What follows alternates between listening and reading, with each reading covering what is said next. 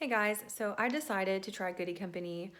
I have really combination skin. I have oily patches, I have dry patches, and especially in the wintertime, I struggle with really bad dry patches.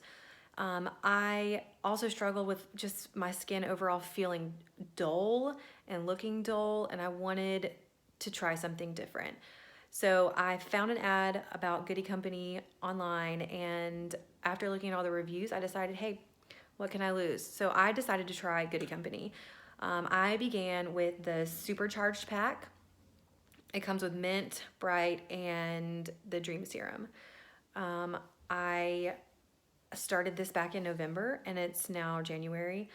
And I have seen a huge change in my skin. Like overall, my makeup looks better, my skin feels better, I don't feel dry and itchy anymore. My favorite thing about this product is that it's so easy to maintain the routine. The routine is so easy. Get a washcloth, take a couple drops, put it on your face, wipe your makeup off with the wet washcloth, and then put your bright moisturizer and then your dream serum on, and it's perfect. The Dream Serum is great to put on right before putting on your makeup.